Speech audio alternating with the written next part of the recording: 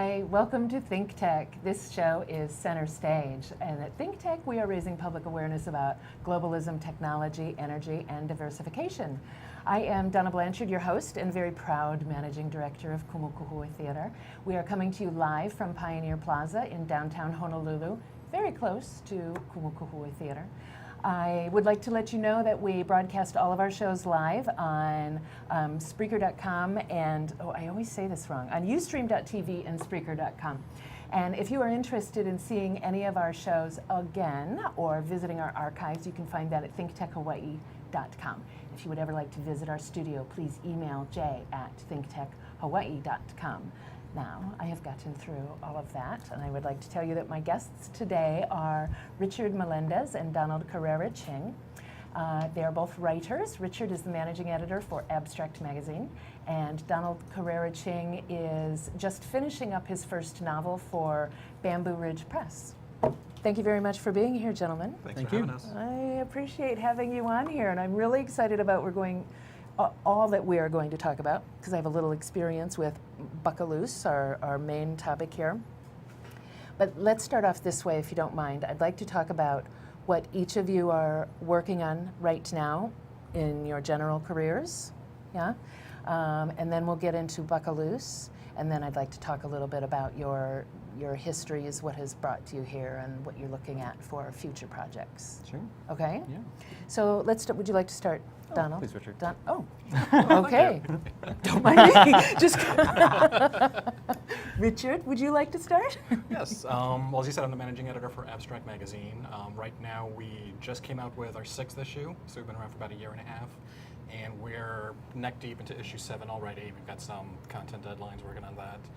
On the side, I'm still doing some freelancing and just other writing projects here and there, trying to claw my way back into writing fiction, but that's pretty much what I've been doing nowadays.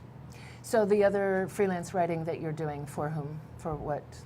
I freelance write for In Honolulu magazine mostly, outside of Abstract. Now and then I've written for Inside Out Hawaii, and I've had pieces appear in PBN. Cool.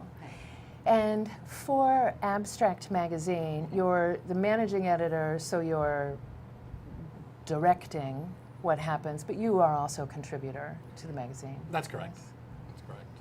And I may be misspeaking here, but I think that a lot of what I see in Abstract has a very unique feel to it, but a cohesive feel to it that's beyond usual reporting. Here's what is happening, and these are the players involved. That's correct. Each issue of Abstract has a theme.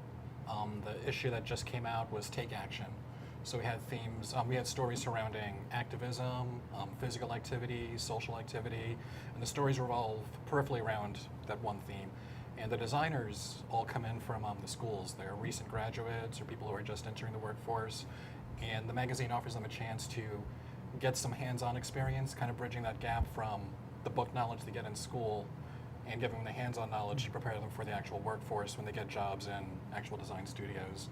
So you'll see a lot of experimentation, a lot of new ideas, a lot of fresh, young ideas coming out from the designers that adds a lot of flair to what the veteran writers are able to provide. Yeah, and the writers too.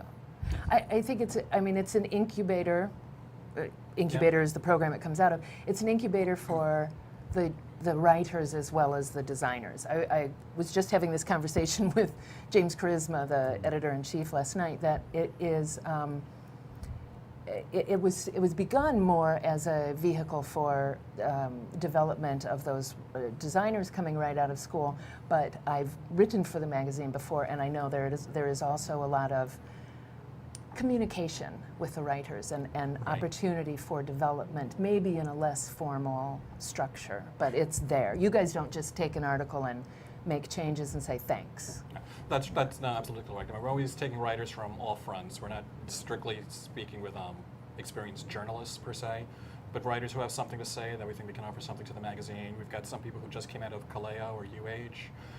I came in as a fiction writer when I first started before I became managing editor. We've got theater directors who are writing for us. We've got people from all fronts. And as you mentioned, they do have a bit of more of a voice. A lot of magazines will just take the content, and that's the writer will hear of it until it sees it in print. Here there's a bit more of a collaborative nature, so the writers may get to talk to designers, express their intent. so the designer have a better sense of how to steer their layouts when they are creating the pages for this. And yeah, everybody's looped in together with the photographers and the editors, and it's a collaborative process throughout. When it comes to your work directing the writers, are you going, I mean, you're following basic set of rules of grammar and sentence structure, but how much attention do you pay to the vibe of the magazine? A fair amount of attention. We are a unique publication, just by definition of the whole incubator program and the nurturing environment for the designers, but we do try to have a sort of a light abstract vibe, cool and trendy, I guess, lacking a better phrase. You're not going to see any hardcore journalism. We're not going to do an expose on the governor or the mayor or something in our thing. But we may interview the mayor, for example, in a friendly, environment that may tie into the theme. Okay. Did that answer your question, or? It did answer my question, actually. And you see that. You see that in the magazine. But that's not something that you train for. That's not something that's just inherent in your work, that comes out. You and the team talk and you know what it's supposed to feel like. You know what I'm getting at? Pretty much. I mean, there's that unspoken X factor. I mean, amongst James, myself, and Karen, who's the copy editor, our senior editor now, we know if something sounds like abstract or looks like abstract without being able, among the three of us, to say, abstract is this, and just put it in a box. But there's a certain X factor about it that we kind of know. With that said, when we do pitch the stories to the writers, we'll tell them, can you do a story about this? But this is kind of the vibe we're looking for, the angle or the slant. And when writers pitch us stories, we kind of tell them the same thing. It's like, that sounds great. Can you look at it through this lens? And kind of help steer it. And I mean, not micromanage it to the point. We want them to still be able to express their voice and their own creativity, but knowing what they bring to the table and hoping we can tailor it to fit within that abstract box that we can't define. Yeah. Well, and sometimes you give writers a direction and they just go off in a completely different dramatic direction because they're theater managers and they But often it works, yes. So. Often it works. But if it doesn't, you'd hear from us too. We'll tell you, no, that's not going to work. We've had that a few times where we've had to go back through numerous rewrites with the writer. And it's a process. It's a learning process for us, since we are a relatively new publication. It's a learning process for a lot of the writers who, again, come in from outside fields and are learning what it's like to work with us or in this environment. So, but it's friendly, it's collaborative. There's never been any arguments or fallout from, these back and forths. And I think that comes out in the publication too. Thank you. Are you okay to talk now? Oh, yes. Okay. Tell us a little bit about what you're doing, Donald. Well, right now I'm working on my novel, Between Sky and Sea with Bamboo Ridge. We're within the final phases, so we're going into the revision process, looking at releasing it next year, 2015. In addition to that, I am an educator. I do teach. It's nice in the summertime because you have a little bit of a break, even though fall's coming quicker than I expect. It's almost August. Can you believe that? Christmas quicker.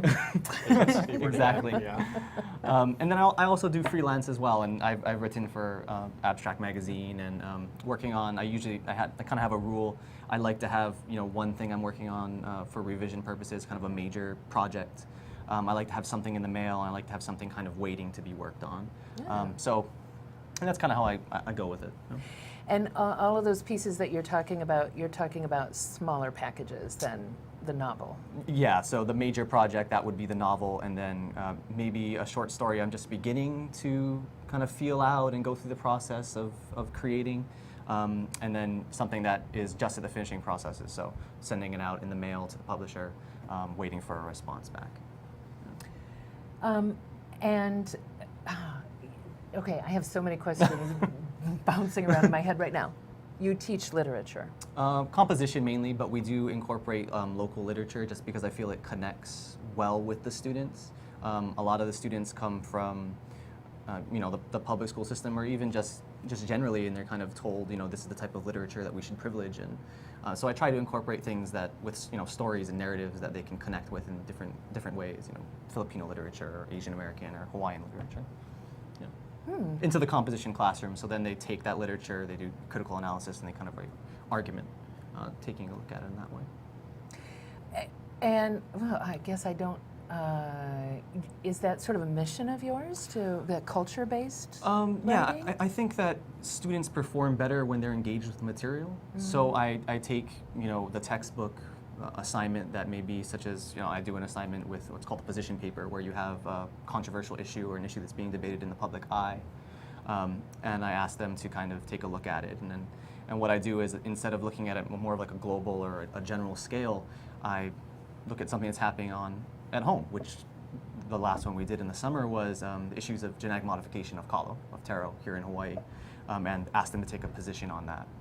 That's not a literature assignment, but that's something that they can connect with. But in the same way, when we do something like personal narrative, I'll have them read essays by, say, Amy Tan, talking about dealing with stigmas and perspectives about, quote unquote broken English, and how she dealt with her mother and her mother tongue, and kind of assimilating within society, having to deal with this kind of stereotyping and discrimination that she faced because of the way she spoke. And the students, I think, engage with that material really well. Oftentimes we had some come to the Buckaloose writing workshop session that we had at the Hawaii Book and Music Festival, and they say, mister, I didn't think literature could be like this. I didn't think I could connect with it in this way. I didn't think that I could write good. And you have the practical side where we should be able to engage with our work career-wise. But you also have the side where they have to be able to express themselves, because if you can't find that voice and that confidence, how do you become a more productive citizen? So I guess, long story short, Oh, what did you just that's say? my... If you can't find that voice and that confidence, how do you become a better citizen? Yeah, I mean, and that's ultimately right when you're educating at any level, I hope, but especially I work at the college level. That's ultimately what you want them to do. It's not so much about the degree; it's what you do after the degree. And students should be working not for the paycheck, but for the drive and the passion for what they want to pursue. Yay! Right? I'm so happy that was said that's on just my show. that's just my take, but because there has to be that balance. So. I know, I absolutely agree with you. My theory as an artist is that it's not what happens on the stage that matters. It's after the curtain goes down, as you leave the theater, what you take with you is what matters. As an actor, as an audience member, as an administrator, that is what matters most. And we have a responsibility to ourselves to fulfill what is within us, but also to our communities. Yeah, I agree. Dang. All right. So you've been teaching for how long? I'm going on my second year now. Okay. And how many works? What sorts of works have you had published? The book will be published in 2015. What else is out there that we could get our hands on? Oh, I mean, I've been writing seriously for about 5 years. I think I have about 25 publications out there right now. A good majority of it right now is the excerpts from the novel, trying to establish a platform before I approach the publisher. But also kind of fun stuff. I do a little bit of poetry, a little bit of blogging, and also I'm kind of engaging with science fiction in a lot of ways, kind of taking what you commonly expect with science fiction and giving a kind of grounding here in Hawaii. So one story I had published in Hawaii Review kind of looks at alternate history and is focused on mainly the building of the H3 and kind of looking at it from an alternate perspective and exaggerating and emphasizing. Oh. So right now, I guess, and I think part of that is because my mind is so in the narrative. For me, when I'm writing, I'm not just sitting at my desk and I'm working on the story. I'm working on the story when I'm driving in the car. I'm working on the story when I'm at work. I'm working on the story at a stoplight all the time when I'm sitting there with my wife, when I'm in the passenger seat. And so I'm trying to engage with other material in order to kind of get my mind out of that space so I'm not writing the same stuff. Yeah. Gotcha. Okay.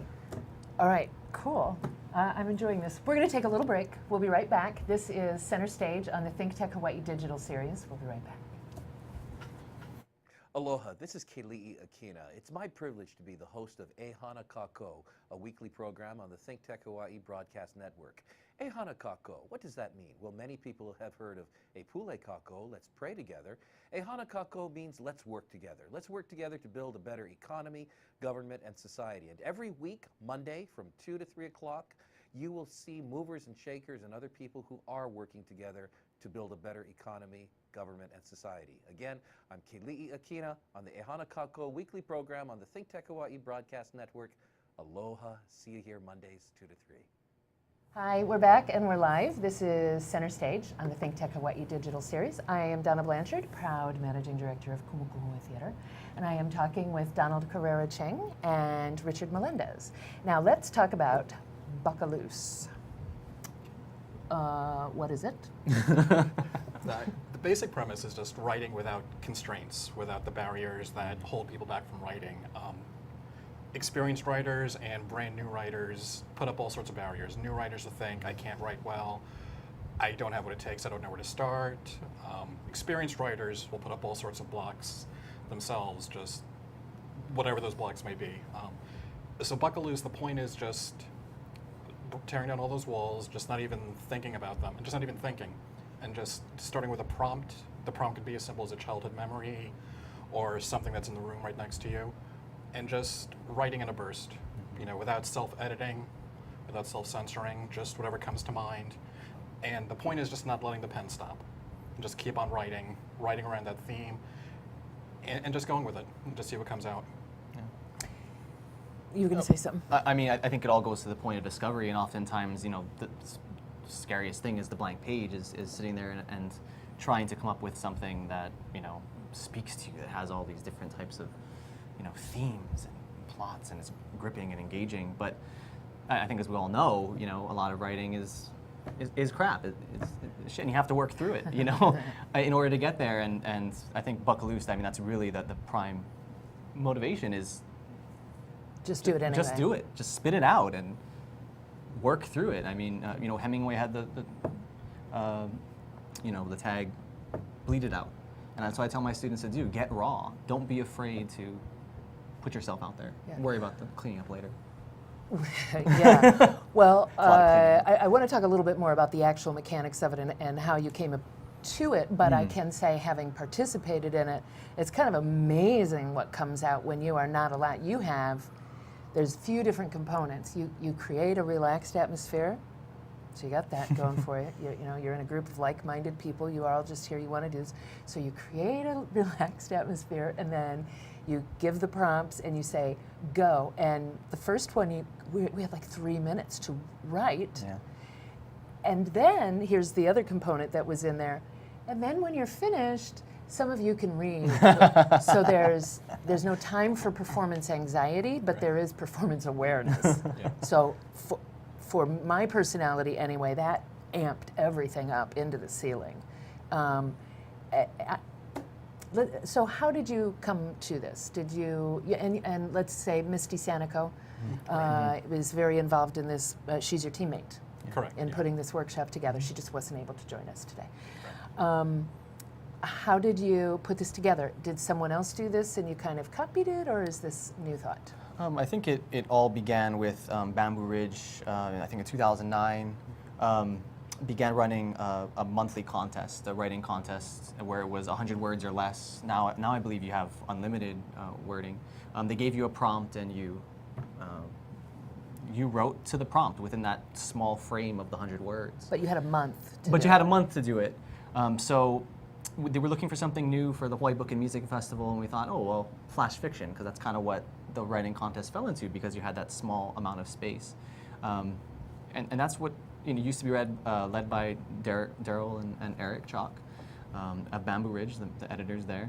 And they asked us to do it. And we had actually met, that's how we all met, Misty, Richard, and I, through the writing contest. And so we thought, why not? Right? I mean, Yeah.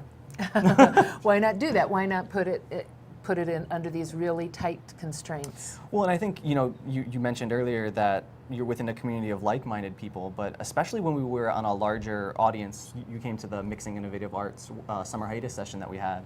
When we were in the Hawaii Book and Music Festival, we had 50 to 100 people from so many different backgrounds, students, kapuna, whatever it may be, and you'd be surprised the stories that they wanted to tell and what happened when you just had that prompt and you just Buckaloose, you just go, right? Did it turn out the way you expected the first time you did it? And that was at the Book and Music Festival? Yeah. Yeah. I'd say so. I mean, it felt very seat of the pants at times, but I that was, I think, the point of the whole exercise. I mean, as far as was coming up and doing it, I mean, it was enjoyable.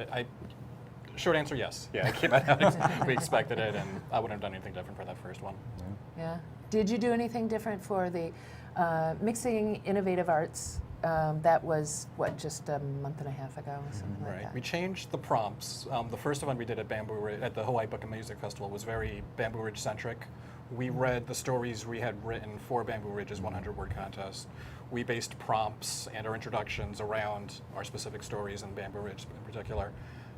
For MIA, we had a bit more latitude since it wasn't so much, we did push Bamboo Ridge, but it wasn't really a bamboo-centric event.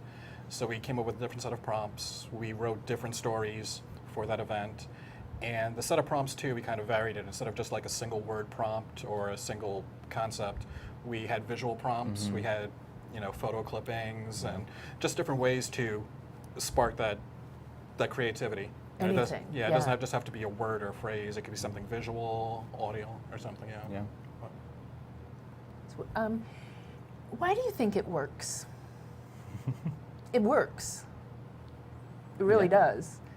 But why do you think that is? I think everyone has a story to tell, whether they realize it or not. But most of the people, if they're going to come to that event, they must have that itch to write, to say something, but just don't know how to start. And I mean, like I said, I think everybody has a story to tell. They just don't know how to get it out. So this is an outlet, or this is a starting point for a lot of those writers. Yeah. I think everyone's got a buttload of stories to tell. Yeah. Is there anything that, other than changing prompts, are you tweaking the process any further? I think it'll depend on the event. At MIA, we have a lot of interest going on about doing it in public schools with some nonprofits. So I think it will really matter on the audience. When we decided to tweak MIA in the way we did at the Buckaloose session there, it was mainly because we wanted to kind of engage in something different and new. We wanted to mainly put the emphasis on, you know, the writers who were there. The writers who were there. So rather than, you know, read or spend time reading our own work, place the focus on the community and the group to create and collaborate in that respect. So I think, long story short, again, it really just depends, I think, on the group we're speaking with and working with. Yeah. I'm laughing because the couple writers, long story short, really doesn't mean what it does for most people. Oh yeah. You know what? I wish we had a third guest sitting here. I could bring in a psychologist to talk about why this really works and what amazing stuff comes out, and you know, potential therapeutic applications for the work. You really have no room to, you know, when you're the solitary writer sitting at your desk with your computer or your pen pad, you know, you have infinite amount of time to work on something. When you're sitting in that public space and someone tells you 5 minutes, and you might be called on to read, it's quite a different, you know, you don't have any room to not do something. So it really kind of helps you break through it in that public way, I think. Yeah. Do you think most of the stuff that comes out is personal? Does that work that way for you guys? Is the stuff that comes out under these restraints personal? See, I was trying to think of that at first, of what we've heard read, but then also my personal experience, and I'd say it's about 50-50. At least in my experience, I know half the time it's something completely fabricated, it's just a pure piece of fiction, and sometimes it'll be something that really did happen to me, or at least a loose retelling of something that did happen to me. So yeah, that would be personal, but I think it's a mix. Yeah. But with that said, I think anything you write, to one degree or another, is personal. Even the most fictitious of fictions has a personal element to it. You know, whether it's what one of the characters is feeling or experiencing, but Yeah. yeah. I had a conversation something like this with Jamie Gussman of MIA when she was here, and she writes some really incredible poetry. Right. That it seems to me that you know, when you're acting and you play the role, a character who is a despicable person, what the audience doesn't necessarily realize is that you are tapping into something inside you, and in order to do that, you have to. Yeah. When you're writing, it seems much more full frontal, that there's a little bit of my soul in here. Even if it's a story, Stephen King, you take a look at people like him and James Patterson, that stuff is in there, as well as Ernest Hemingway. And I think that's evident in oftentimes the point of view that the writers who participate in the Buckaloose workshop occupy, which I think almost 99% of the time is the I, the first person. Personally, I try to kind of distance myself, and I'll oftentimes write from a third-person perspective when I'm doing the flash fiction, just because if I'm focusing on something that has more of a kind of a personal stake to it, I tend to trip myself and tumble over myself. So I tend to occupy the opposite of that, I suppose. And all of the characters are you. But I think that speaks to the more you do flash fiction, the more I think you're willing to. I agree that if you're doing it for the first time, often you'll be speaking in the I, the first person, whether it's fiction or not. But I think the more you do it, and even just regular fiction, even if it's not flash fiction or not, I think you start to experiment. And like, what if I try it in the third person? What if I try it in the voice of a woman, or the opposite gender, or a child, or in somebody else? And you'll try it, and you'll try different voices, different formats, and you'll experiment and try to stretch yourself. So I think with time, the more these writers, well, all writers will do it, you'll get different experiences and different results. Which is all just an expression of your humanity. Yeah, I'm just practicing and trying new things. So. Gosh, what was I just going to say? I'm going in a few different directions here. Do you do this for yourself? Can you put these restraints on yourself at home without someone, saying, here's the timer and you're going to finish after a certain amount of time and not edit anymore? Can you do that? Yeah, Really? I think so. I mean, you could do it in the way that we do it, where you do have the timer and you go ahead and write. But oftentimes if I have a story, if I'm working on something or I've been working on something and I want to take that break and engage in a creative way, I'll just start with a sentence. Maybe it's something on TV, maybe it's something I thought about, maybe it was just an image I saw when we were, at the mall. And I just try to write as much as I can, right? Free writing is essentially what Buckaloose kind of ultimately originates, and you'd be surprised what you discover. One of my pieces that was the runner-up in Honolulu Weekly came from a single sentence. I never seen Jimmy in years. And it was just one sentence. I wrote it in 30 minutes. Then, of course, we revised it afterwards. But yeah, I mean, I think you can. Yeah. No, I agree. And I don't do it at home often enough, but I have done it, with the timer and just gone off in that respect. But I've done a Buckaloose Light. Maybe I don't have the timer, but I'll just find a prompt, or I'll just have a sentence that comes to mind, and I'll just say, I'm just going to free write. And I know for myself, at least, I've taken elements of the Buckaloose and translated it to my regular writing, whether it's articles, whether it's fiction, and the main thing just being the lack of self-editing while you're doing it. I mean, I found just the point of getting the story out, and then when I'm done, then I'll go back and I'll edit it, and I'll determine what's crap, what to keep, or there's the nugget of something that I really want to shape, and then I'll make that story into something. But yeah, but it's there. Have either of you ever written something that you felt was good but too personal to put out there? I don't think so. It's all too personal. It is, yeah. Maybe you just get used to that, and that's part of the job.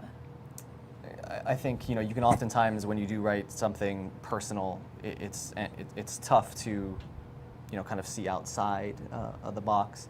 I think that's where the revision process comes in. If I'm writing something that maybe comes from personal experience, I'll start there, and then as I revise and I begin to occupy the character's mind and perspective, I slowly begin to distance myself. And I think that's how I go from maybe writing something that's nonfiction or something that's personal and becomes fiction and really not like anything that I could have experienced. So. Actually, I'll amend my answer to what he said. But because it starts, maybe it is something intensely personal. It's something that I have gone through, a death, a divorce, or something. But by the time I am done editing it and putting in the voice of my character or in a different setting, it's not a journal entry anymore. It becomes a work of fiction for all intents and purposes. I mean, it's still deeply personal. I still know what's going through that character's head, but there is some distance, implied. Okay, on that note, we're going to take a little break. Time is flying by. Okay. We'll be right back. This is Center Stage on the ThinkTech Hawaii Digital Series, and we'll be right back. I'm Jay Fidel. That's Sharon Moriwaki of the Hawaii Energy Policy Forum. And every Wednesday we have Hawaii, the State of Clean Energy. We've been doing it for some time now, and we have some fantastic guests on there, unbelievable guests who give us insight into what is going on in a very complex, sometimes very confusing, sometimes very disappointing area of progress in the state. So we love doing this. We love meeting them. We love talking to them. We love having their ideas out on the table. So maybe, just maybe, we can all make some sense of what's going on. Sharon, what do you think? I think it's absolutely correct. We enjoy ourselves meeting with all these people and hearing about the energy and the state of clean energy, and hopefully we advance clean energy for the state. So it's terrific. Join us. Come Okay, join it's us. every Wednesday. Okay, Wednesday is Energy Day. Every Energy Wednesday, Wednesday. 4 to 5 p.m. Hawaii, the State of Clean Energy, here on ThinkTech Hawaii. Energy We'll see you Wednesday. there. Hi, we're back and we are very live. This is Center Stage on the ThinkTech Hawaii Digital Series. We are coming to you from Pioneer Plaza in the heart of downtown Honolulu, very near Kumukuhui Theater. I am talking with Donald Carreira Ching and Richard Melendez, and now I would like, you both gave me these wonderful bios, and I'm really awful about reading stuff on camera, and you have a lot here, so I'd like to have you just sort of meander back through your history a little bit, and what I'd really like to hear is why you're passionate about writing, and I'm sure that that's within your history. Yeah? I think so. Would you like to begin? Sure. As my bio states, I'm born and raised in Kahalu, and I think when it comes to personal stake or why I'm passionate about writing, I think that's where it starts. It starts with on a personal level. A lot of my writing deals with issues and problems as well as topics that are central to Kahalu, but also Hawaii as a whole. And then I think it moves mainly towards maybe the larger community in Hawaii, and then even further, and kind of taking a look at the larger narratives that are going on within the world and how that could possibly connect to the local, which is kind of, I guess, the genre or the designation I would give myself. I'm a local writer, but it didn't always, I suppose, start that way. When I was getting my BA at the University of Hawaii in English, I kind of had these silly aspirations of being the next Dan Brown, I suppose, and writing something that was historical fiction with a literary edge to it. And it took some experiences with particular professors, specifically Morgan Blair and Craig Howes, to kind of break me out of this and to actually think about writing as a discipline and as a process and as a passion, as something that had weight and mattered, and that I could write something like that, hopefully. And so in 2009, when I graduated with my BA, I took a year off, and I had never written anything, any local literature before. And I did. I wrote this piece that became the inspiration for my novel Between Sky and Sea, which is called Between Sky and Sea, and it's published in Bamboo Ridge, issue number 98. But I had been rejected for several of the other pieces that I had written that were, these kind of, I don't even know what I'd call them now, crap, I suppose. And you have to go through the crap, that's the process. You have to go through the crap to get to the good stuff. And then, Hawaii Review accepted something, and then Bamboo Ridge accepted something, and it kind of all went from there. And I found myself caring about what I wrote in a way that I didn't before. And so then I enrolled in the master's program at UH and continued writing with that kind of philosophy of writing something that matters and that could possibly, speak to someone other than myself, to connect, communicate, to reach someone, I suppose. That's why we always write, right? That's to communicate. Yeah. Is that why you always write, to communicate? Yeah, I mean, whether you're, unless you're writing something in a journal for yourself, of course, we're always writing to communicate. Whether you're blogging, even though that could be considered something, you're using the I and you're writing really personal information, you're still putting it out there in a public space. I think whenever we write publicly, you have to consider audience. You have to consider, that's why when you're in the revision process, you might start with a personal story, but you have to take yourself out there.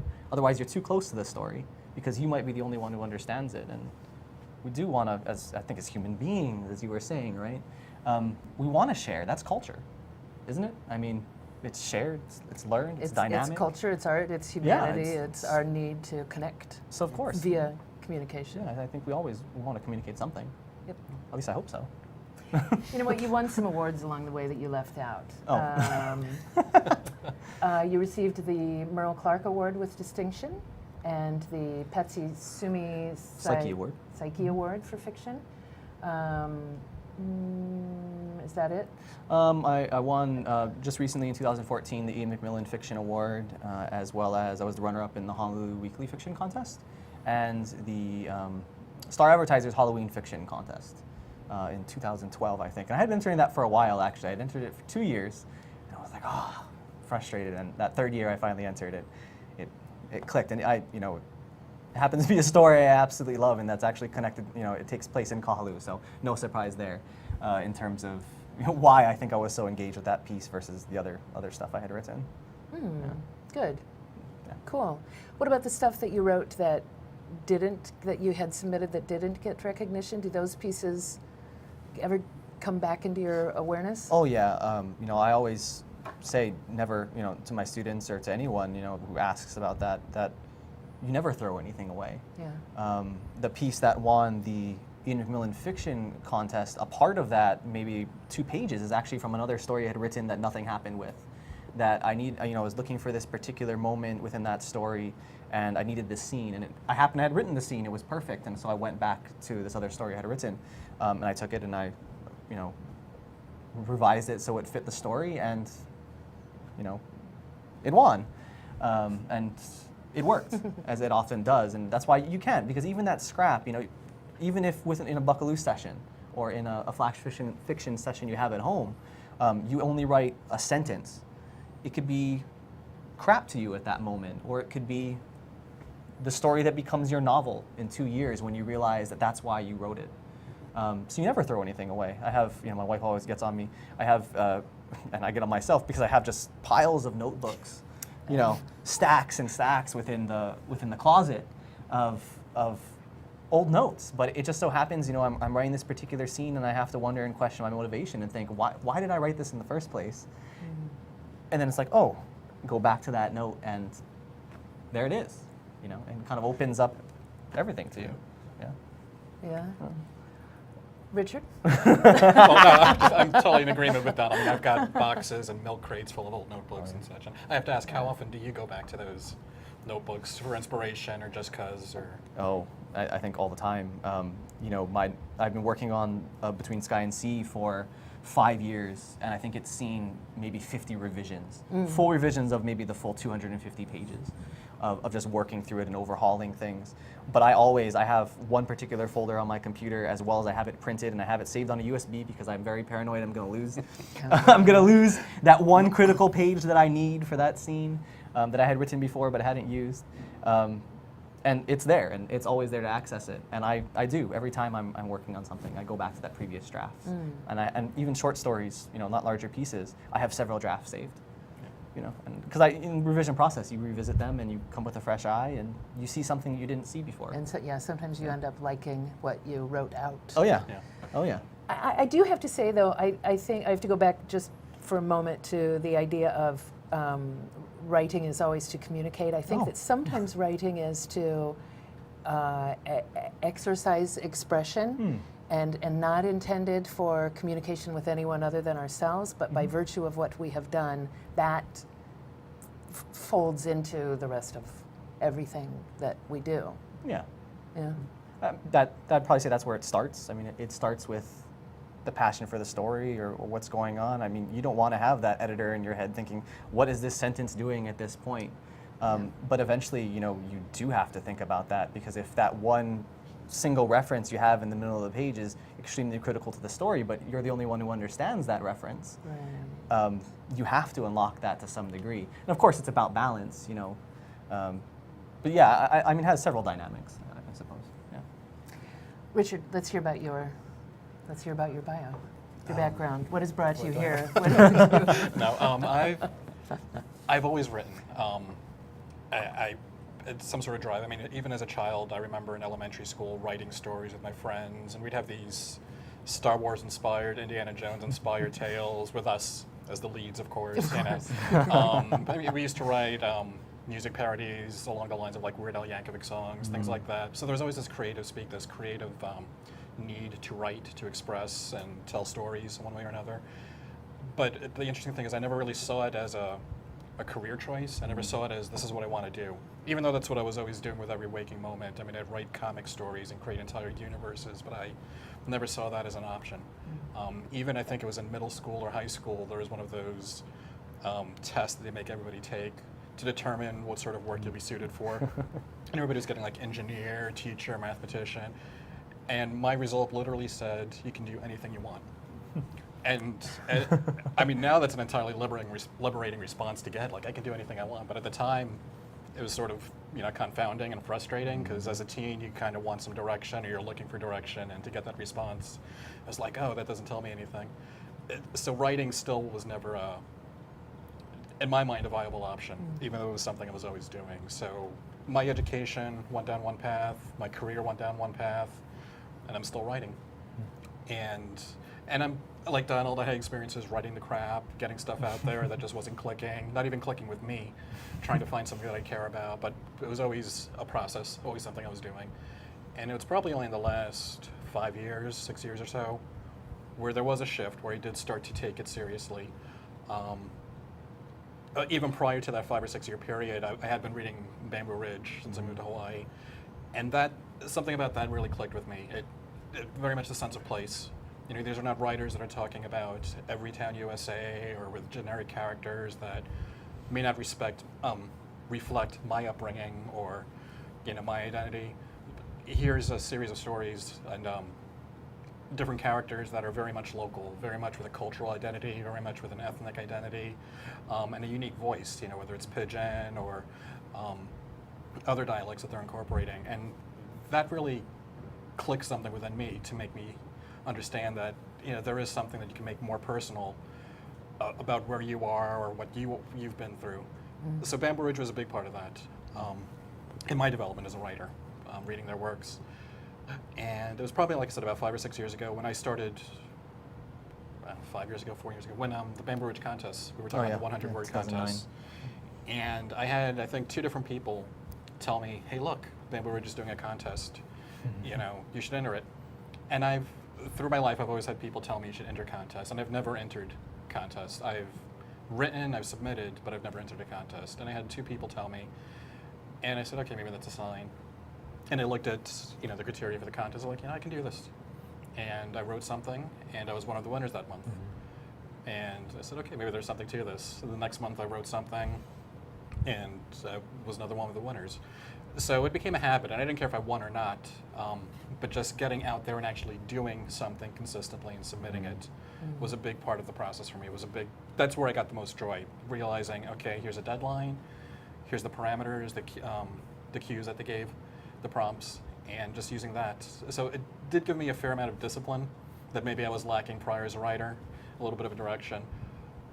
And concurrently to that, I started working, well, actually, I'll back up. We had, at some Bamboo Ridge related event, I had McDonald and Misty, and also James Charisma. And it was an event celebrating Bamboo Ridge's 100th issue. Yeah, we're going the star advertiser. That's right, it was an interview. They were interviewing us to talk about the 100th issue, but also to talk to some of the winners of the contests. And that's where I met Donald and Misty, who also won contests, and James Charisma. Editor-in-chief of Editor-in-chief Abstract of Magazine, Abstract for those Magazine. who might have forgotten. So just keep dropping these names. But it was through there we all kind of kept in touch through Facebook. We'd run into each other at events, and then James was putting together the magazine, invited me to join as a writer. And I had to tell him, I said, James, I'm a fiction writer, I'm not a journalist, I don't do articles or magazine writing. And he said, I don't care, just bring that sensibility, just bring your storytelling sensibility to it and come on board, and the rest is history. Yeah. As far as the magazine goes, at least. Yeah, well, and you're right, you've blossomed, you've way beyond just entering in that contest once a month because absolutely, someone yeah. suggested it. Yeah, that's part of your identity now. Yes, Yeah. yeah, very much so. I'm sorry, I flipped the paper on you. yeah. Ian just said it's time to go. No, Ian, I don't want to stop. Before I wrap up, I do want to say that I think that the Buckaloose workshops that you do is it's kind of magical, and I hope that you continue it, and I hope that you find a way to bottle it and do it elsewhere and franchise it, because it's a handy, don't laugh at me, it's a handy little tool, Yeah. and it's a very cool experience, and I think there are applications for it to come. Yeah. Okay. Thank you. You're welcome. Okay, me.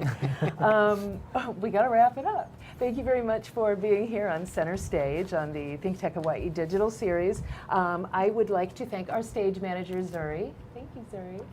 I would like to thank our communications director, Chrissy Goffigan, and Ian Davidson, who is in my ear, our technical director, and Jay Fidel, who somehow manages to put it all together. Thank you very much to you for being here. Thank you very much to my guests, Donald and Richard. And we will see you next week. We're talking with Joe Janes of Second City in Chicago. We'll see you then.